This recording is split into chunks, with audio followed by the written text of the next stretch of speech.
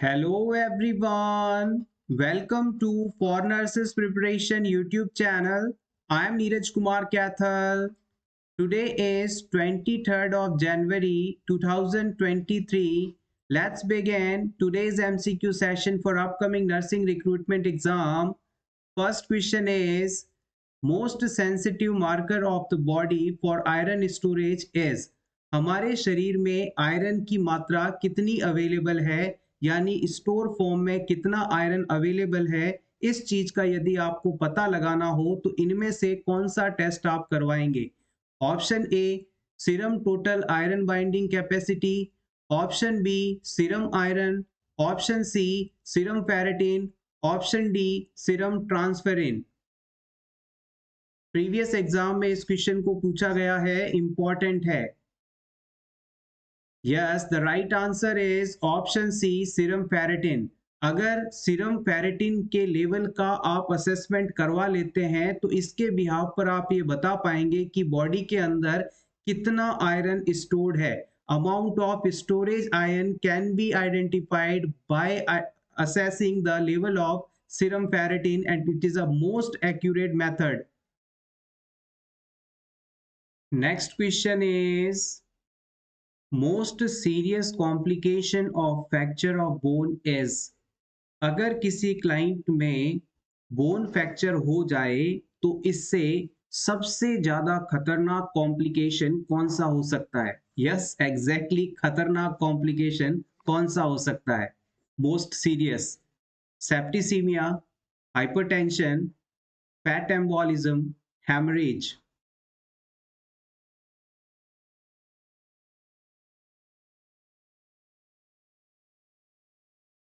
Option C is correct here. Fat embolism is the most serious और most dangerous, खतरनाक type का complication है bone fracture के बाद। आइए इसके बारे में जान लें।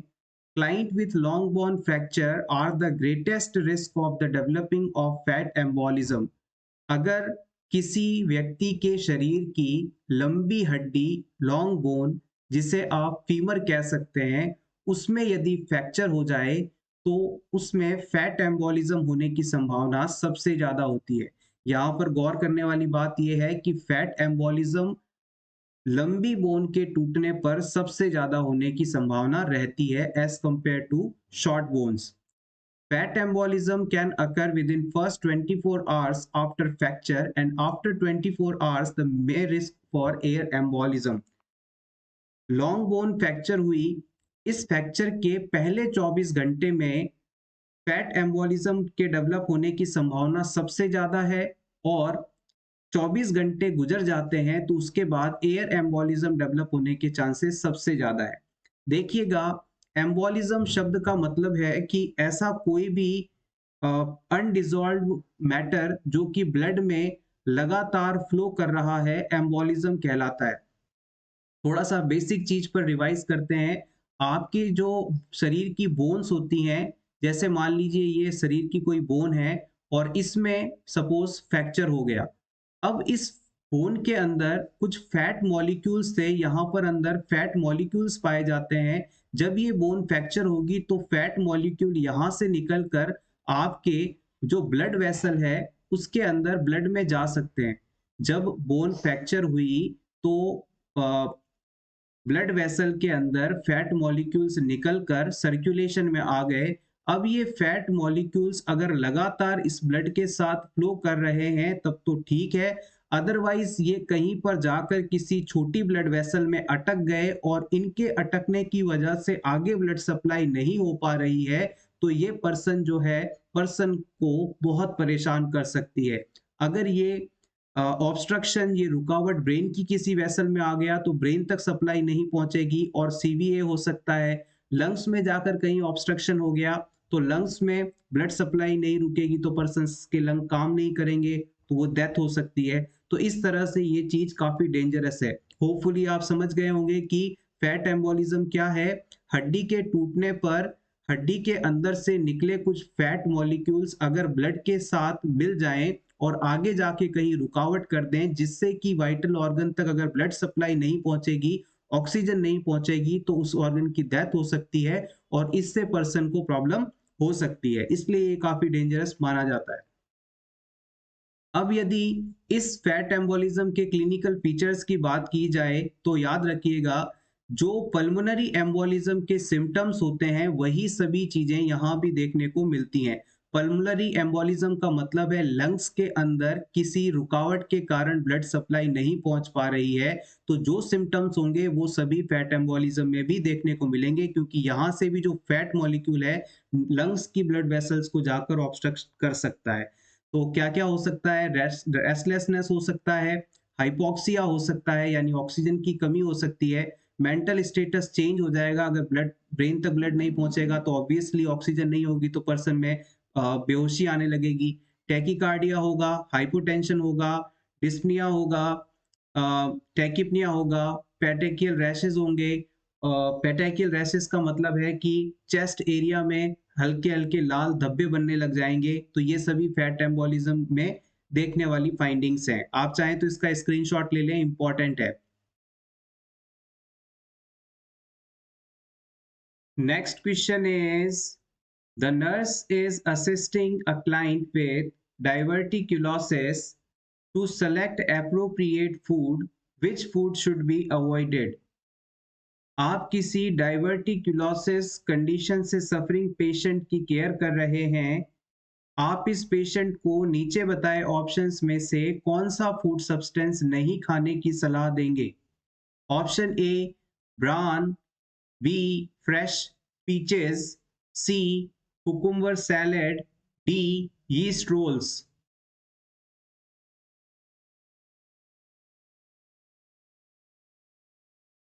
यस, आपका आंसर बिल्कुल सही है, option C is absolutely correct here. अगर किसी क्लाइंट की इंटेस्टाइन के अंदर डायग्राम में यहाँ पर ग्रीन कलर से बनाए गए पाउच लाइक स्ट्रक्चर बन जाती हैं तो ये कंडीशन डाइवर्टिकुला कहलाती है।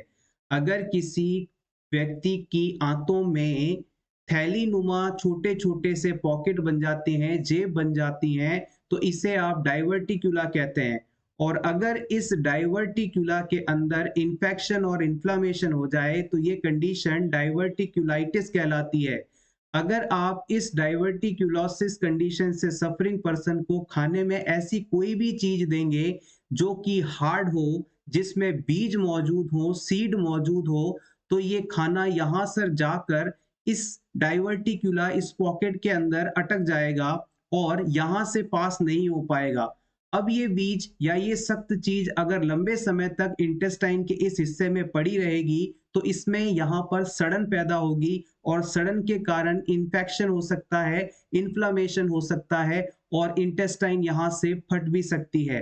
तो याद रखिएगा, जब भी डाइवर्टिक्यूलोसिस वाले पेशेंट की आप केयर करेंगे तो उसे हमेशा ऐसी कोई भी चीज नहीं खाने के लिए देंगे जिसके अंदर सीड मौजूद होते हैं, बीज मौजूद होते हैं या खाने में वो काफी ज्यादा सख्त होती है।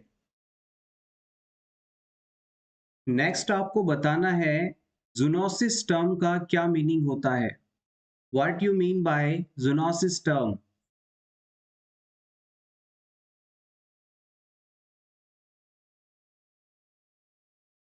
यस, एग्जैक्टली, आप बिल्कुल सही हैं। Disease transmission from animal to human is called zoonosis. अगर कोई डिजीज एनिमल से ह्यूमन में ट्रांसमिट होती है तो आप इसे जूनोसिस कंडीशन का नाम देते हैं। एग्जाम्पल की बात की जाए तो रेबीज, जो कि रेबडो या लाइसा वायरस के द्वारा होता है और ये डॉग बाइट के बाद डॉग से ह्यूमन के अंदर ट्रांसमिट होता है, तो ये कंडीशन जूनोसिस है। अब हम बात कर लेते हैं WHO के द्वारा दिए गए वर्ल्ड हेल्थ डे की थीम के बारे में। वर्ल्ड हेल्थ डे 2022 की थीम थी आर प्लेनेट आर हेल्थ, हमारा ग्रह हमारी सेहत। 2021 की वर्ल्ड हेल्थ डे की थीम थी building a fairer healthier world, building a fairer healthier world. Next question, Klebs Loeffler bacillus is the name of, इनमें से किस बैक्टीरिया को क्लेप्स-लॉफलर बैसिलस के नाम से भी जाना जाता है? स्ट्रेप्टोकोकाई, साल्मोनेला टाइफी, कॉर्नीबैक्टीरियम डिप्थीरी या फिर मेनिंगोकोकाई? Which bacteria have another name Klebsiella? Yes, the right answer is option C, Corynebacterium diphtheria. Corynebacterium डिप्थीरी जो कि डिप्थीरिया डिजीज कॉज करता है, इसको 1884 के अंदर एडविन क्लेप्स और फ्रेडरिच लॉफलर नामक पर्सन्स ने डिस्कवर किया था। तो इन दोनों के नाम के जो आखिरी वर्ड्स हैं क्लेप्स और लॉफलर, इन्हीं के नाम पर इस बैक्टीरिया को क्लेप्स लॉफलर बैसिलस के नाम से जाना जाता है। एक बार फिर से रिवाइज करें, 1884 में एडविन क्लेप्स और फ्रेडरिच लॉफलर ने डिप्थीरिया डिजीज का पॉजिटिव ऑर्गेनिज्म कॉर्नीबैक्टीरियम डिप्थीरी का डिस्कवरी किया था और इन्हीं के नाम के अंतिम शब्दों पर इसे क्लेप्स लॉफलर बैसिलस के नाम से भी जाना जाता है। तो याद रखिएगा, Klebs Loeffler bacillus is Corynebacterium diphtheriae. Next question, application of the drug to the skin usually by friction is known as, अगर आप किसी पर्सन की बॉडी पर मेडिसिन को रब करके लगाते हैं, मालिश करते हुए लगाते हैं, तो मेडिसिन अप्लाई करने का ये मेथड किस नाम से जाना जाता है? क्या ये इनंक्शन है, इंसफलेशन है, इंसर्शन है या इंस्टिलेशन है?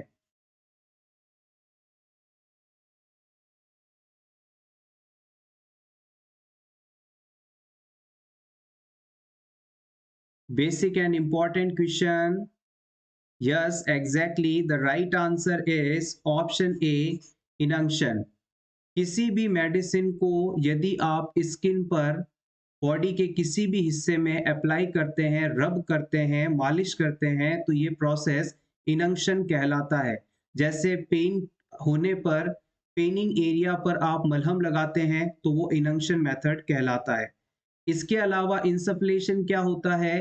पाउडर फॉर्म या गैस फॉर्म में मौजूद मेडिसिन को बॉडी की किसी कैविटी में इंसर्ट करना इंसफलेशन कहलाता है।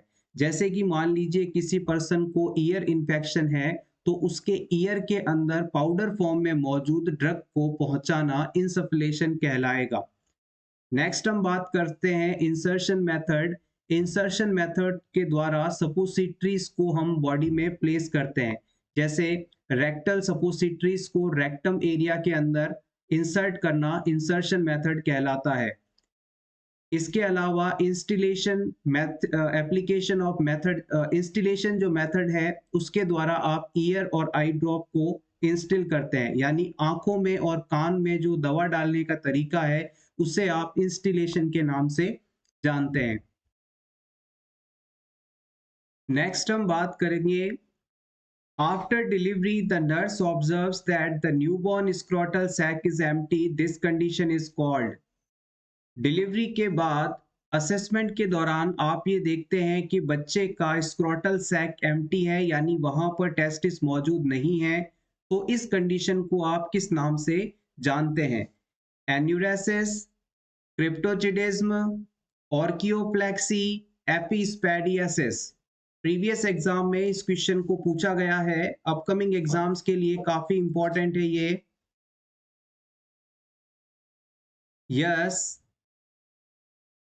option B is correct here.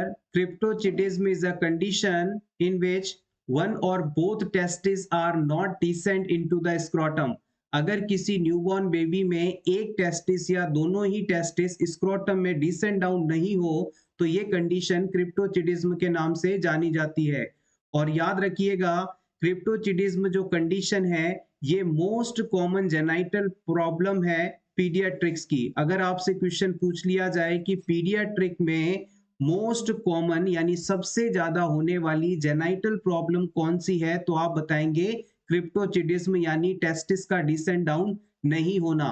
और इस क्रिप्टोसिडिज्म कंडीशन को आप हिडन टेस्टिकल्स या अनडिसेंडेंट टेस्टिकल्स के नाम से भी जानते हैं। Bedwetting also called night time incontinence और nocturnal enuresis is a involuntary urination while sleeping after the age of 5 years। अगर किसी बच्चे में 18 महीने से शुरू की गई टॉयलेट ट्रेनिंग सक्सेसफुल हो जाए और 5 साल बाद भी सक्सेसफुल ट्रेनिंग कंप्लीट होने के 5 साल बाद भी वो व्यक्ति नाइट के समय बेड पर यूरिन पास करता है, तो ये कंडीशन नाइट टाइम इनकॉन्टिनेंस या नॉक्टर्नल एन्यूरेसिस कहलाती है। और इसके ट्रीटमेंट के लिए हम एंटी डिप्रेसेंट मेडिसिन का इस्तेमाल करते हैं, इमिप्रामिन। एपीस्पेडियासिस और हाइपोस्पेडियासिस कंडीशन को हमने प्रीवियस क्लास में डिस्कस किया था। इसमें जो यूरिथ्रल ओपनिंग होती है पेनिस के अपर साइड पर होती है। Next, orchiopexy, it is a surgical correction of cryptorchidism. Cryptorchidism यानी अनडिसेंडेंट टेस्टिस को सर्जरी के द्वारा टेस्टिस के अंदर स्क्रोटम सैक में लेकर आना ऑर्कियोपैक्सी के नाम से जानी जाती है। एक बार फिर से समझिएगा, ऑर्कियोपैक्सी एक सर्जरी है जो कि क्रिप्टोचिडिज्म कंडीशन के ट्रीटमेंट में इस्तेमाल की जाती है और इस सर्जरी में एब्डोमेन से टेस्टिस को रिमूव करके स्क्रोटम सैक तक लाया जाता है। नेक्स्ट हम डिस्कस करने वाले हैं लेवल ऑफ प्रिवेंशन, जो कि कम्युनिटी से एग्जाम पॉइंट ऑफ व्यू की से बहुत ही ज्यादा इंपॉर्टेंट टॉपिक है। इसे हम ब्रीफली और क्विकली रिवाइज करेंगे। लेवल ऑफ प्रिवेंशन 4 प्रकार के होते हैं, प्रीमोर्डियल, प्राइमरी, सेकेंडरी और टर्सरी। किसी भी व्यक्ति में किसी भी डिजीज को रोकने के 4 तरीके हैं, 4 लेवल हैं। पहला है प्रीमोर्डियल, यह वह लेवल है जिसमें पर्सन की बॉडी में ना तो डिजीज कंडीशन होती है और ना ही रिस्क फैक्टर होता है। इसे प्रीमोर्डियल स्टेज कहा जाता है और इस स्टेज के अंदर पर्सन की बॉडी के अंदर रिस्क फैक्टर्स के आने को रोकते हैं। जैसे कोई एक 12 साल का लड़का है और पतला दुबला है, आप उसे कहते हैं कि आप अपनी डाइट का ख्याल रखिएगा, ज्यादा मीठी और तेल की चीजें नहीं खाइएगा, नहीं तो आपको ओबेसिटी हो सकती है। तो इस बच्चे के अंदर अभी ओबेसिटी नहीं है, लेकिन आप उसे पहले से ही एजुकेट करके, शिक्षा देकर आने वाले ओबेसिटी के रिस्क को कम कर रहे हैं, रिस्क फैक्टर को कम कर रहे हैं। तो ये प्रीमोर्डियल कंडीशन का एग्जाम्पल है। अगर आपसे प्रीमोर्डियल में मोड ऑफ एक्शन के बारे में पूछ लिया जाए तो आप बताएंगे एजुकेशन दी जाती है इसमें, और इंडिविजुअल लेवल पर यानी अकेले पर्सन को देना, और मास लेवल पे यानी बड़े लेवल पे लोगों को एजुकेट करना, जिसमें टीवी, रेडियो आदि का इस्तेमाल किया जा सकता है। नेक्स्ट लेवल ऑफ प्रिवेंशन है प्राइमरी लेवल ऑफ प्रिवेंशन। इस लेवल के अंदर पर्सन के शरीर में रिस्क फैक्टर आ चुका है लेकिन अभी उसे डिजीज नहीं हुआ है। एक पर्सन जो कि ऑफिस जॉब में है और ऑफिस जॉब के अलावा वो बिल्कुल भी घूमना फिरना नहीं करता, अपने दिन का मैक्सिमम टाइम वो टेबल और चेयर पर ही बिताता है, लैपटॉप के आगे। तो ऐसे पर्सन के अंदर सीडेंट्री लाइफ स्टाइल जैसा रिस्क फैक्टर आ चुका है जिसके कारण उसे ओबेसिटी हो सकती है। तो यहाँ पर रिस्क फैक्टर मौजूद है लेकिन अभी उसे ओबेसिटी हुई नहीं है, हो सकती है। तो हमारा यहाँ पर प्रायोरिटी रहेगा कि हम डिजीज कंडीशन के आने को यहाँ पर रोकते हैं। प्राइमरी लेवल ऑफ प्रिवेंशन में यदि आपसे मोड ऑफ एक्शन के बारे में पूछ लिया जाए तो आप बताएंगे यहाँ पर हेल्थ एजुकेशन और स्पेसिफिक प्रोटेक्शन दोनों का इस्तेमाल किया जाता है। हेल्थ एजुकेशन के अंदर आप इस पर्सन को कहेंगे कि आप एक्सरसाइज करिए, खाने पीने में अपना ऐसी चीजों को अवॉइड करें जिससे फैट बढ़ सकता है, ये हेल्थ एजुकेशन हो गया। इसके अलावा स्पेसिफिक प्रोटेक्शन की बात की जाए तो इम्यूनाइजेशन इसका बेस्ट एग्जाम्पल है और आपसे पूछा भी गया है कई बार प्रीवियस एग्जाम में कि इम्यूनाइजेशन किस लेवल का प्रिवेंशन है, आप कहेंगे प्राइमरी लेवल का, क्योंकि किसी भी डिजीज के आने से पहले ही हम उनमें वैक्सीन लगाकर उस डिजीज कंडीशन के आने को रोकते हैं। तो ये प्राइमरी प्रिवेंशन का एग्जाम्पल है। इसके अलावा आप सभी लोग बाइक या स्कूटी चलाते होंगे, तो जब आप घर से निकलते हैं तो हेलमेट लगाकर निकलते हैं ताकि आपको चोट ना लगे अगर एक्सीडेंट होता है तो। ये भी प्राइमरी प्रिवेंशन का ही एग्जाम्पल है। थर्ड हम बात करेंगे सेकेंडरी लेवल ऑफ प्रिवेंशन की। सेकेंडरी लेवल ऑफ प्रिवेंशन के अंदर हम अर्ली डायग्नोसिस एंड ट्रीटमेंट को फॉलो करते हैं। अगर आपसे पूछ लिया जाए कि सेकेंडरी लेवल ऑफ प्रिवेंशन कहाँ पर इस्तेमाल किया जाता है, तो ये उन लोगों में इस्तेमाल किया जाता है जिनमें रिस्क फैक्टर है और डिजीज कंडीशन है। अब इस पर्सन में कौन सी डिजीज कंडीशन है, इसे डायग्नोज करेंगे और फिर उसका प्रॉपर ट्रीटमेंट किया जाएगा। ये सेकेंडरी लेवल ऑफ प्रिवेंशन में इंक्लूड किया जाता है। सेकेंडरी लेवल ऑफ प्रिवेंशन का मोड ऑफ एक्शन भी हमने आपको बताया, अर्ली डायग्नोसिस एंड ट्रीटमेंट। इसके बाद लास्ट जो हमारा आता है टर्सरी लेवल ऑफ प्रिवेंशन, इसके अंदर पर्सन में जो डिजीज कंडीशन है उसकी सीवियरिटी और कॉम्प्लिकेशंस को प्रिवेंट करने का प्रयास किया जाता है। इसमें यदि आपसे मोड ऑफ एक्शन के बारे में पूछ लिया जाए तो आप बताएंगे डिसेबिलिटी लिमिटेशन और रिहैबिलिटेशन, ये दोनों ही इसके अंदर इंक्लूड किए जाते हैं। डिसेबिलिटी लिमिटेशन के लिए जितनी भी सर्जरीज हैं सभी की जाती हैं, और रिहैबिलिटेशन का मतलब होता है डिजीज होने से पहले पर्सन जिस फंक्शनल स्टेट में था उसे अचीव करना रिहैबिलिटेशन कहलाता है। Hopefully this is clear now. Next question, the following is a vitamin C deficiency disease. इनमें से कौन सी डिजीज कंडीशन विटामिन सी की कमी के कारण होती है? Jaundice, scurvy, cancer, asthma.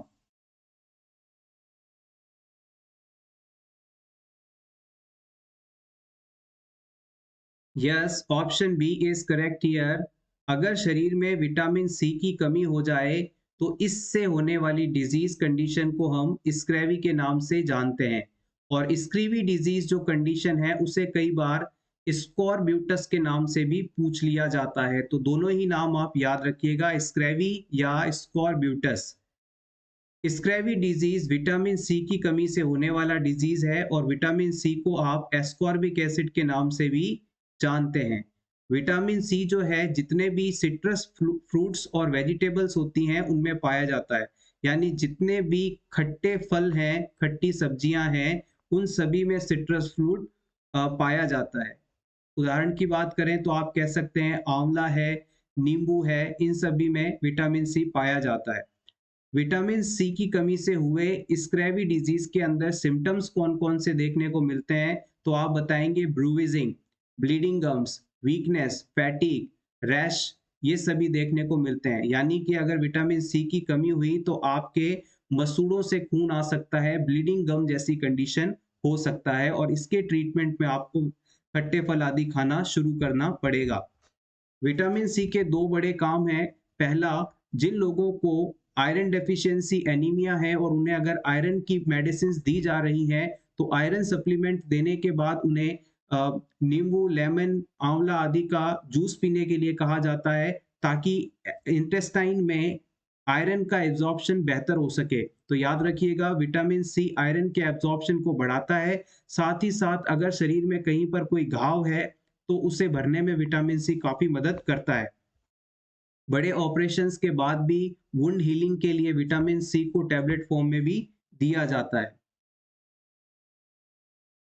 Next question, in laparoscopy procedure gases are used for inflation of abdominal wall। Laparoscopy procedure के दौरान एब्डोमिनल वॉल को इन्फ्लेट करने के लिए कौन सी गैस का इस्तेमाल किया जाता है? सबसे पहले तो हम बात करेंगे कि लेप्रोस्कोपी सर्जरी या लेप्रोस्कोपी प्रोसीजर होता क्या है। आम बोलचाल की भाषा में आपने सुना होगा कि मैंने दूरबीन वाला ऑपरेशन करवाया है, दूरबीन वाली सर्जरी करवाई है। तो ये दूरबीन वाली जो सर्जरी होती है इसे ही आप लेप्रोस्कोपी प्रोसीजर के नाम से जानते हैं। इस दूरबीन वाली प्रोसीजर में होता क्या है, पहले जो पुराने सर्जरी के मेथड्स होते थे उनके अंदर पर्सन के किसी भी हिस्से की सर्जरी करने के लिए बहुत बड़ा कट लगाना पड़ता था, बड़ा इंसिजन बनाना पड़ता था, और फिर जाके सर्जरी परफॉर्म की जाती थी। तो बड़े कट लगाने से घाव भरने में समय भी लगता था और इन्फेक्शन होने की संभावना भी ज्यादा रहती थी। तो इसका एक अल्टरनेटिव निकाला गया जिसे आप लेप्रोस्कोपी सर्जरी के नाम से जानते हैं।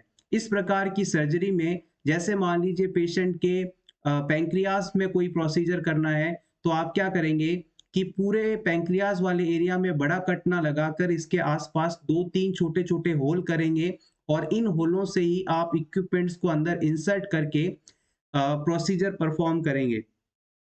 जब ये प्रोसीजर किया जाता है तो एक होल से एक इक्विपमेंट इंसर्ट करके इसके अंदर गैस फिल कर दी जाती है एब्डोमिनल कैविटी में, ताकि इंस्ट्रूमेंट्स को इन करना और सर्जरी प्रोसेस करने के लिए अंदर पूरा स्पेस बन जाए।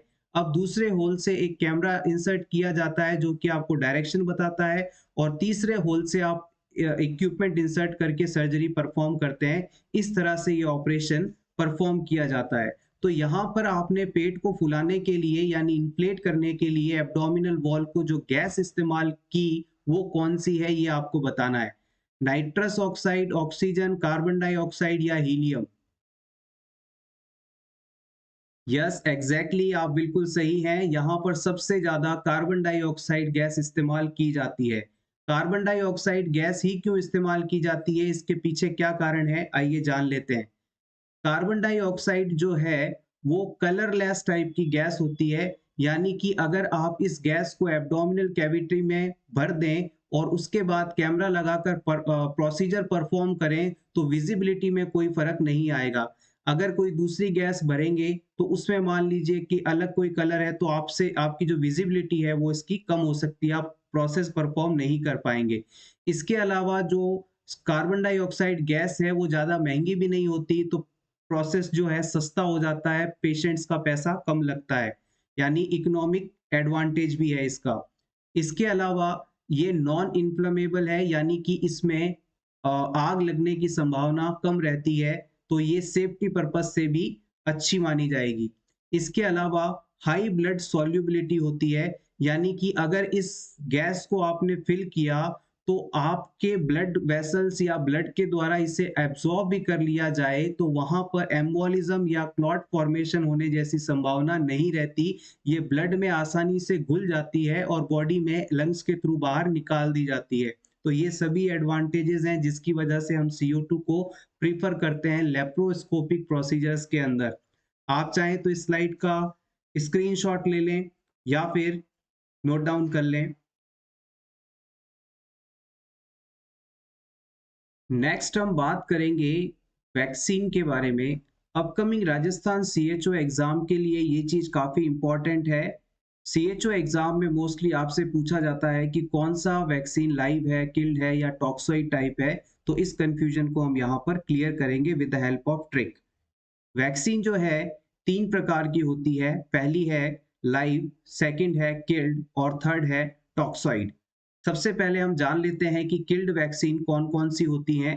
तो किल्ड वैक्सीन को याद रखने के लिए आप याद रखेंगे हिट डॉक्टर आईसी। इसको आप आइस बोलें, यानी बर्फ से डॉक्टर को हिट करना, मारना। इस तरह से इस ट्रिक को याद रखेंगे, हिट डॉक्टर विद आइस और फिर किल्ड हो जाएगा इससे। तो एच का मतलब है हेपेटाइटिस A एंड B, आई का मतलब है इनएक्टिवेटेड पोलियो वैक्सीन जो कि साल्क ने दी थी, और टी से आता है टाइफी M, और डी से आता है DPT डिप्थीरिया पर्टुसिस टिटनेस, और आर से आता है रेबीज, और आई से आता है इन्फ्लुएंजा किल्ड, और सी से आता है कॉलेरा। इस प्रकार से ये टोटल 8 वैक्सीन हैं जो कि हम यहाँ पर कवर कर रहे हैं। 8 किल्ड टाइप की हैं। Hepatitis A, hepatitis B, inactivated polio vaccine, typhoid M, DPT, rabies, influenza, cholera, ये सभी किल्ड वैक्सीन का एग्जाम्पल है। अब हम बात करते हैं लाइव वैक्सीन के ट्रिक के बारे में। यहाँ पर जो ट्रिक है वो है boy love the crime. Boy love the crime. B for BCG, O for oral polio vaccine जिसे आप सेबिन वैक्सीन के नाम से भी जानते हैं, Y for yellow fever, love for live, यानी कि इसे याद रखने के लिए लव और लाइव आप याद रखें, the for typhoid oral, C for chickenpox, R for rubella, I for influenza live, M for measles and mumps, and E for epidemic typhus। इस तरह से आप इन सभी वैक्सीन को याद रखेंगे। एक बार फिर से ट्रिक रिवाइज करते हैं। Boy love the crime, B for BCG, O for OPV, Y for yellow fever, L for live, T for typhoid oral, C for chickenpox, R for rubella, I for influenza live, M for measles or mumps, E for epidemic typhus। इस तरह से आप इसे याद रखेंगे। Last में हम बात करते हैं टॉक्साइड वैक्सीन की। टॉक्साइड जो वैक्सीन है, उन्हें हम बैक्टीरिया से रिलीज किए जाने वाले टॉक्सिन्स को डिटॉक्सिफाई करके तैयार करते हैं। मान लीजिए कि ये कोई बैक्टीरिया है और इस बैक्टीरिया ने अपनी सेल वॉल से कुछ सिक्रीशंस निकाले जो कि हमारे लिए हानिकारक हो सकते हैं, तो हम इसे टॉक्सिन कहेंगे। अब इन टॉक्सिन्स में जो हानिकारक पदार्थ है उसे हम इसके अंदर से निकाल देते हैं, यानी इसे डिटॉक्सिफाई करते हैं, कम जहरीला बना देते हैं, और फिर इस टॉक्सिन का इस्तेमाल किसी डिजीज कंडीशन के प्रिवेंशन हेतु किया जाता है। आपने बैक्टीरिया लिया, इस बैक्टीरिया ने कुछ सिक्रीशंस रिलीज किए, ये सिक्रीशंस अभी ह्यूमंस के लिए बहुत ज्यादा टॉक्सोइड हैं, डेंजरस हैं। अगर इन्हें डायरेक्टली ह्यूमंस में लगा दिया जाए तो इससे पर्सन की डेथ हो सकती है। तो हम क्या करेंगे, इन टॉक्सोइड को थोड़ा कम जहरीला करेंगे, यानी डिटॉक्सिफाई करेंगे। डिटॉक्सिफाई करने के बाद जो सब्सटेंस बचेगा उसे फिर हम अलग अलग डिजीज से प्रिवेंशन हेतु वैक्सीन के रूप में इस्तेमाल करेंगे। टॉक्सोइड वैक्सीन के तीन बड़े एग्जाम्पल्स हैं। पहला है टिटनेस, दूसरा है डिप्थीरिया और तीसरा है ब्यूटेलिज्म। ब्यूटेलिनम जो है मोस्ट लीथल है, यानी इसको अगर आप ज्यादा इस्तेमाल करें तो इससे डेथ हो सकती है। नेक्स्ट आपको टर्म बताना है, नार्कोलेप्सी क्या होता है। Narcolepsy, yes, it is excessive day time sleepiness. अगर किसी व्यक्ति को दिन में भी बहुत ज़्यादा नींद आती है तो ये कंडीशन नार्कोलेप्सी कहलाती है। ऐसे पेशेंट को आप अगर एक जगह पर कुछ देर अकेला छोड़ दें, बैठा दें, तो वो तुरंत बैठे बैठे ही सो जाएगा। कई बार तो ऐसा होता है कि आप सामने बैठकर कोई बात डिस्कस कर रहे हैं, आपकी बातें सुनते सुनते अचानक उसे नींद आ जाएगी, तो ये कंडीशन नार्कोलेप्सी कहलाती है। Next question, when positioned properly the tip of central venous catheter should lie in the। किसी क्लाइंट में आपने सेंट्रल वीनस कैथेटर लगाया, तो इस सेंट्रल वीनस कैथेटर का जो टिप है यानी अंतिम सिरा है, वो इनमें से किस जगह पर रहना चाहिए, तब आप इसका सही प्लेसमेंट मानेंगे। सुपीरियर वेना कावा में, बेसिलिक वेन में, जुगलार वेन में, या सब क्लीवियन वेन के अंदर। Important question for upcoming NORCET like exams. Yes, exactly, आप बिल्कुल सही हैं। यहाँ पर ऑप्शन ए बिल्कुल सही माना जाएगा। अगर आप सेंट्रल वीनस कैथेटर के टिप को सुपीरियर वेना कावा में रखते हैं, पहुंचा देते हैं, तो ये इसका सही प्लेसमेंट माना जाएगा। स्क्रीन पर बने इस डायग्राम को आप हर्ट के रूप में देखें, जिसमें अपर दो चैम्बर्स राइट और लेफ्ट एट्रियास हैं और लोअर चैम्बर्स राइट और लेफ्ट वेंट्रिकल्स हैं। यहाँ पर ये एरोटा है और ये सुपीरियर वेना कावा है। आप सभी जानते हैं कि सुपीरियर वेना कावा हमारे बॉडी में हेड और नेक पार्ट से डीऑक्सीजनेटेड ब्लड को लेकर हार्ट तक पहुंचाती है। तो आपने अगर सेंट्रल वीनस कैथेटर लगाया है तो इसका जो आखिरी सिरा है वो सुपीरियर वेना कावा या राइट एट्रियम में होना चाहिए, तब इसका आप सही प्लेसमेंट मानते हैं। आइए सेंट्रल वीनस कैथेटर के बारे में कुछ और पॉइंट्स को जान लें।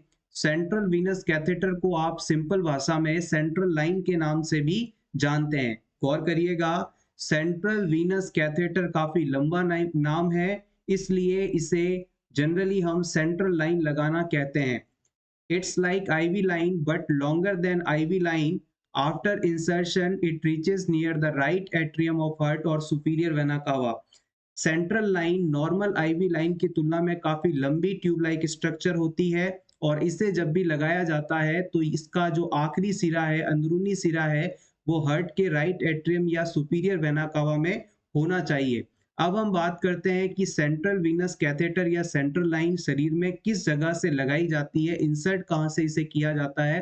तो याद रखिएगा, इंटरनल जुगुलार वेन, फीमोरल वेन और सब क्लेवियन वेन, ये 3 इंसर्शन साइट है जहां से आप सेंट्रल लाइन लगा सकते हैं। एक बार फिर से देखिएगा, इंटरनल जुगुलार वेन, फीमोरल वेन, सब क्लेवियन वेन। याद रहेगा, इंटरनल जुगुलार वेन, फेमोरल वेन, सब क्लेवियन वेन।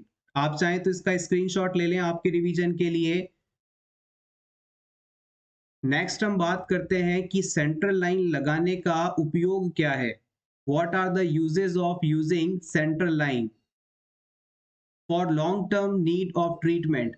अगर कोई कैंसर पेशेंट है या ऐसे किसी डिजीज से सफरिंग पेशेंट है जिसे लंबे समय तक हॉस्पिटल में रहना पड़ेगा, लंबे समय तक उसमें मेडिसिन चलेंगी, तो वहां पर हम बार बार आईवी कैन्यूला वगैरह नहीं लगा सकते, ये काफी पेनफुल प्रोसीजर्स होते हैं। तो ऐसी सिचुएशन में लंबे समय तक अगर पेशेंट को इलाज की आवश्यकता है, हॉस्पिटल में रहना पड़ेगा, तो वहां सेंट्रल लाइन यूज की जाती है। इसे एक बार लगा दो तो लंबे समय तक ये चलती है।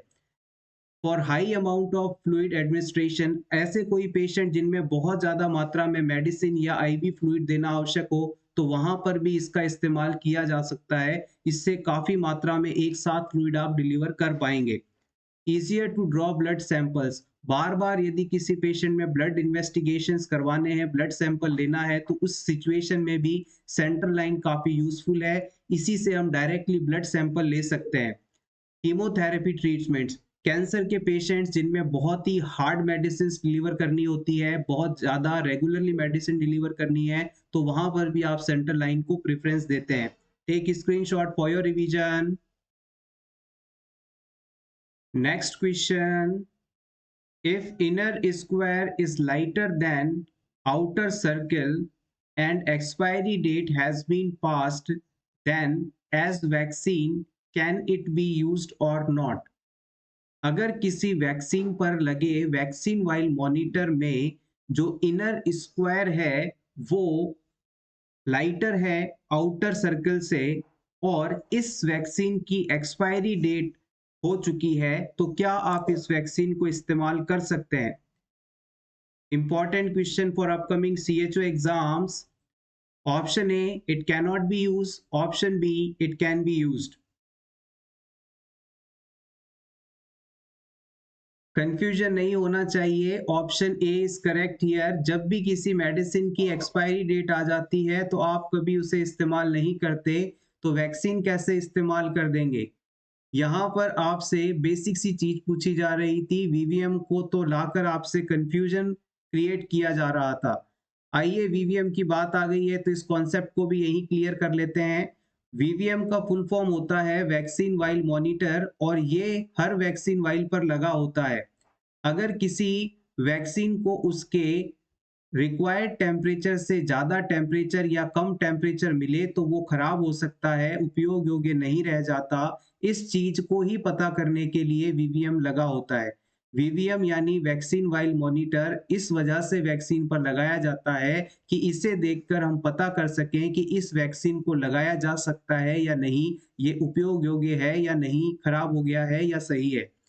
इसके अंदर 4 कंडीशंस होती हैं, इन्हें हमने इस डायग्राम के थ्रू यहाँ पर आपको बता रखा है। जैसे कि मान लीजिए, पहले डायग्राम की बात करेंगे इस वाले की, तो यहाँ पर ये जो आउटर सर्कल है ये डार्क कलर का है, और जो इनर स्क्वायर है ये वाइट कलर का है। जब वैक्सीन इस कलर का हो, यानी अंदर वाला जो चौकोर बक्सा है, घेरा है, वो अगर सफेद हो, उसका रंग हल्का हो, तो आप इसे यूज कर सकते हैं। सेकंड कंडीशन ये है कि अंदर बाहर वाला जो सर्कल है उससे अंदर वाले स्क्वायर का जो कलर हल्का हो, तो आप इसे यूज कर सकते हैं। अगर आउटर सर्कल और इनर स्क्वायर का कलर सिमिलर हो जाए, यानी दोनों का रंग एक ही हो जाए, तो आप इसे यूज नहीं करेंगे। इसके अलावा चौथी कंडीशन, आउटर सर्कल के कलर से इनर वाले स्क्वायर का रंग यदि डार्क हो जाए, ज्यादा गहरा हो जाए, तो भी आप इसे यूज नहीं कर सकते। यानी वैक्सीन वाइल मॉनिटर पर जब अंदर वाला चौकोर बक्सा हल्के कलर का है बाहर वाले सर्कल के कलर से, तब आप इसे यूज कर सकते हैं। हल्का हल्का हल्के कलर का हो तो भी यूज किया जा सकता है। समान कलर होने पर या ज्यादा कलर होने पर आप इसे यूज नहीं कर सकते। Is that simple now? Next आपको बताना है पल्स पोलियो प्रोग्राम कब आया था।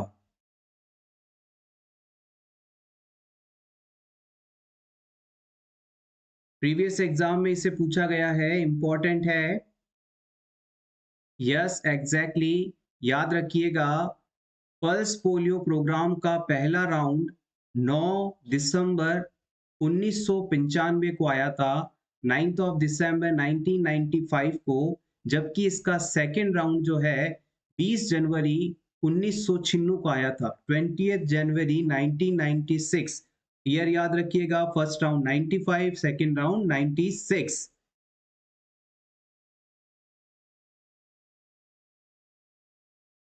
Next question is delirium is a disorder of.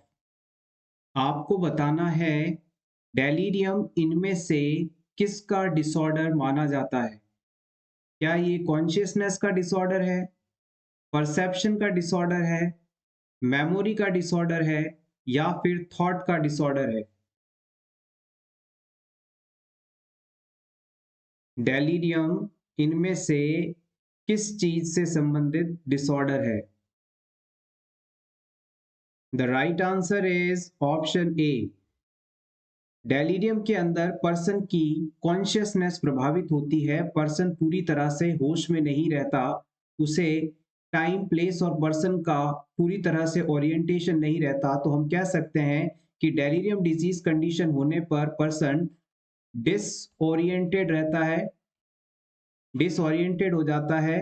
साथ ही साथ क्लाउडिंग ऑफ कॉन्शियसनेस भी इसी के लिए यूज की जाने वाली टर्म है। क्लाउडिंग ऑफ कॉन्शियसनेस, ये दोनों टर्म्स याद रखिएगा, डेलीरियम से ही रिलेटेड हैं। Next question is human chorionic gonadotropin hormone is secreted by. इनमें से किस जगह से एचसीजी हार्मोन सिक्रीट होता है? Endometrium, corpus luteum, syncytiotrophoblast of placenta और ग्रैफिन फॉलिकल्स। एचसीजी हार्मोन की सिक्रीशन साइट बताना है आपको। Yes excellent guys, very basic and very important question. Option C is absolutely correct here. हमारा जो प्लेसेंटा होता है उसमें पाई जाने वाली सिंसियोट्रोफोब्लास्ट के द्वारा एचसीजी हार्मोन का सिक्रीशन किया जाता है। Next question, important steps to prevent hypothermia in newborn baby is. किसी नवजात शिशु में हाइपोथर्मिया यानी बॉडी टेम्परेचर के कम होने को किस स्टेप द्वारा, किस प्रोसेस द्वारा रोका जा सकता है? Maintain warm chain, maintain cold chain, maintain clean chain, या इन सभी के द्वारा?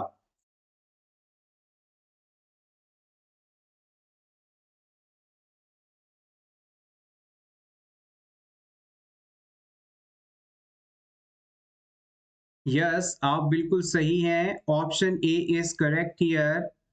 हम वार्म चेन को मेंटेन करके बच्चे में हाइपोथर्मिया कंडीशन के डेवलपमेंट को रोक सकते हैं। हाइपोथर्मिया का मतलब होता है बॉडी टेम्परेचर का कम हो जाना। किसी भी नवजात शिशु के अंदर बॉडी टेम्परेचर 36.5 से 37.5 डिग्री सेंटीग्रेड के बीच होता है, और अगर बॉडी टेम्परेचर इससे कम होने लगे तो ये कंडीशन हाइपोथर्मिया कहलाती है। जन्म के तुरंत बाद 4 मैकेनिज्म के द्वारा बच्चे का बॉडी टेम्परेचर कम होता है, और अगर आपने इसे प्रिवेंट नहीं किया तो बच्चे की डेथ तक हो सकती है, और इसी वजह से हम इसे साइलेंट किलर के नाम से जानते हैं। न्यूबॉर्न बेबीज में साइलेंट किलर हाइपोथर्मिया को कहा जाता है। सबसे पहला जो हीट लॉस का मेथड है वो होता है रेडिएशन, इसके द्वारा मैक्सिमम हीट लॉस देखने को मिलता है। फिर उसके बाद में कन्वेक्शन मेथड आता है जिसमें एयर करंट्स के यानी हवा के शरीर के कांटेक्ट में आकर गुजरने से शरीर का टेम्परेचर कम होता है।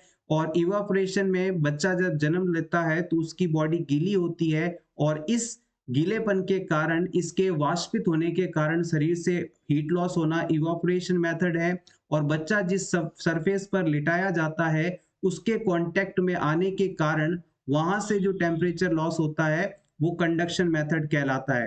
तो रेडिएशन सबसे ज्यादा हीट लॉस का मेथड है। इसमें किसी भी सरफेस से टच होने की जरूरत नहीं है, अपने आप वातावरण में ऊर्जा का लॉस होता रहता है। कन्वेक्शन एयर से, इवापोरेशन वेपर से, और कंडक्शन टच से, ये 4 मेथड होते हैं।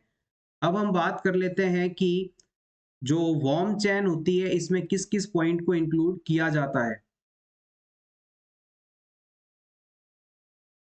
वार्म चेन के अंदर टोटल 10 स्टेप्स होते हैं। कौन कौन से हैं पूछा जा सकता है, नोट कर लीजिएगा।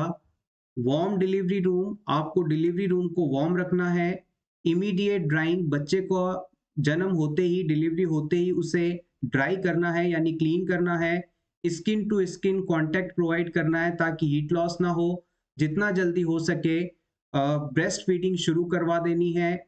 बाथिंग एंड वेगिंग पोस्टपोन, बच्चे को जन्म के तुरंत बाद बात नहीं करवाना है, वेगिंग नहीं करवानी है यानी वजन नहीं तोलना है, इसे आप पोस्टपोन कर सकते हैं।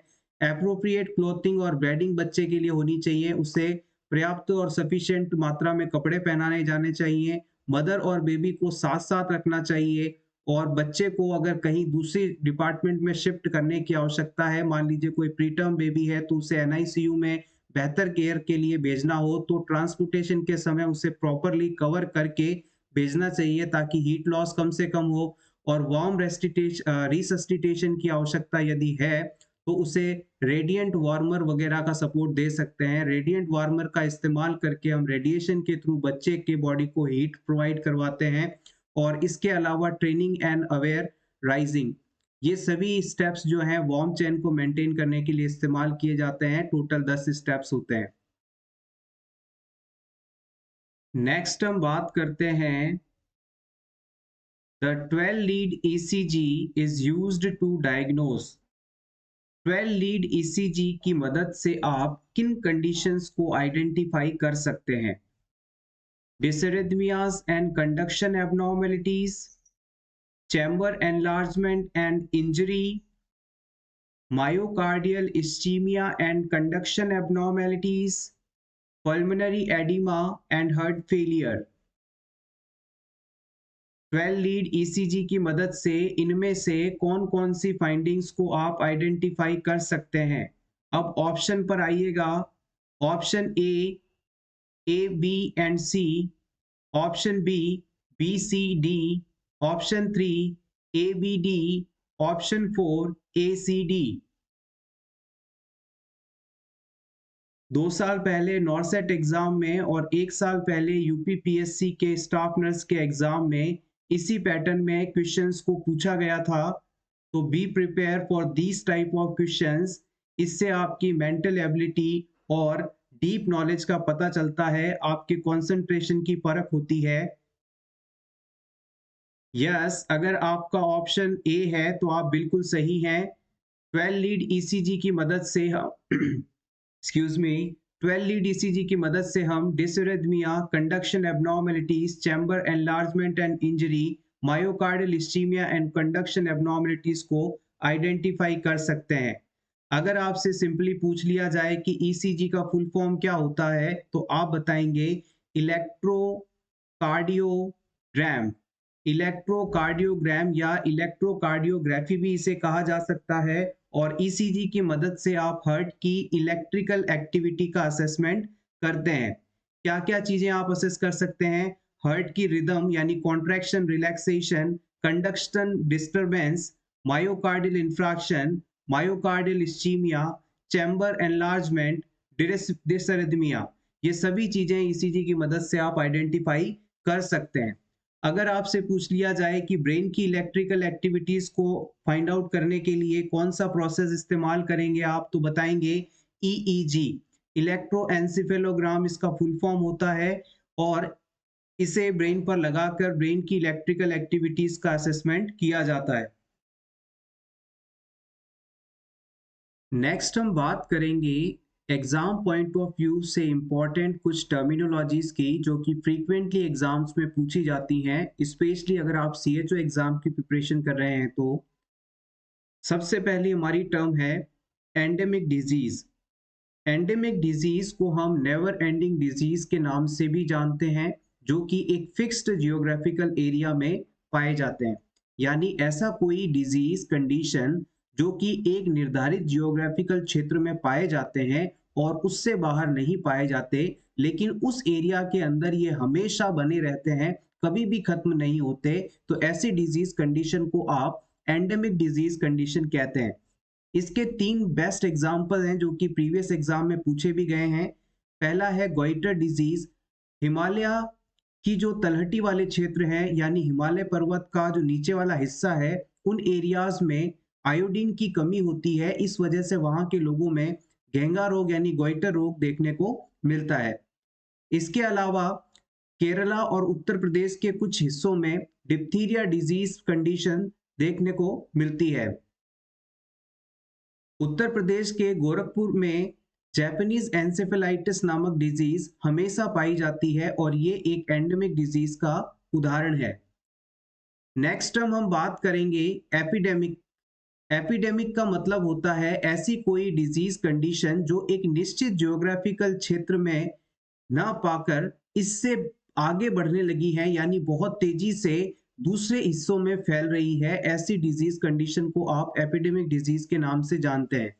एग्जाम्पल की बात की जाए तो प्लेग है, कॉलेरा है, एक्सेट्रा। इसे समझने के लिए जैसे कि आप इस स्लाइड के पीछे लगे एफएनपी के लोगों में रेड बाउंड्री देख रहे हैं, अगर कोई डिजीज कंडीशन इस रेड बाउंड्री के सिर्फ अंदर ही पाई जाएगी तो उसे आप एंडेमिक डिजीज कहेंगे। लेकिन अब इस डिजीज की केसेस इस जियोग्राफिकल एरिया यानी इस रेड बाउंड्री से निकलकर आसपास के हिस्सों में भी बढ़ने लगे, दूसरे एरिया में ये बीमारी फैलने लगी, तो अब आप इसे एपिडेमिक डिजीज कहेंगे। नेक्स्ट हम बात करते हैं pandemic disease.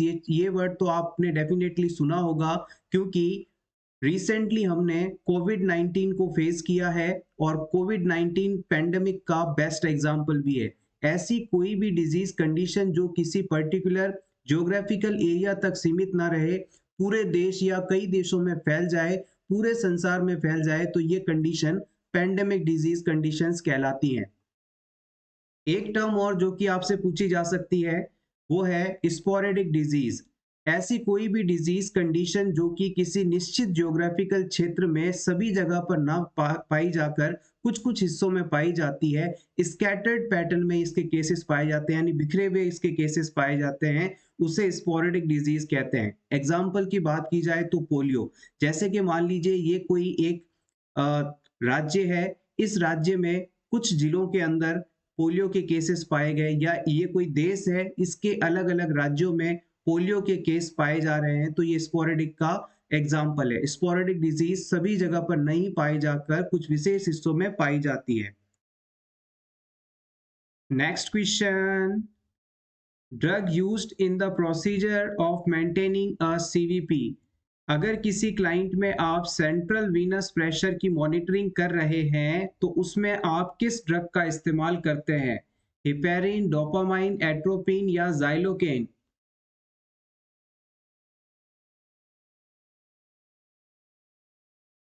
Yes, exactly, option A is correct here. Heparin एक नेचुरल अकरिंग एंटीकोगुलेंट सब्सटेंस है जिसे सीवीपी मॉनिटरिंग के दौरान लिक्विड या फ्लूइड के साथ मिक्स करके दिया जाता है ताकि डिवाइस के आखिरी छोर पर क्लॉटिंग ना हो। तो हिपेरिन को एंटी कोगुलेंट प्रॉपर्टीज के कारण सीवीपी मेजरमेंट में यूज किया जाता है। Thank you so much everyone for watching this complete video. अगर आपको आज की ये क्लास अच्छी लगी हो तो प्लीज इसे लाइक कर दीजिएगा और रेगुलर इसी तरह के वीडियोस देखने के लिए for nurses preparation YouTube channel को जरूर सब्सक्राइब करें। Best of luck.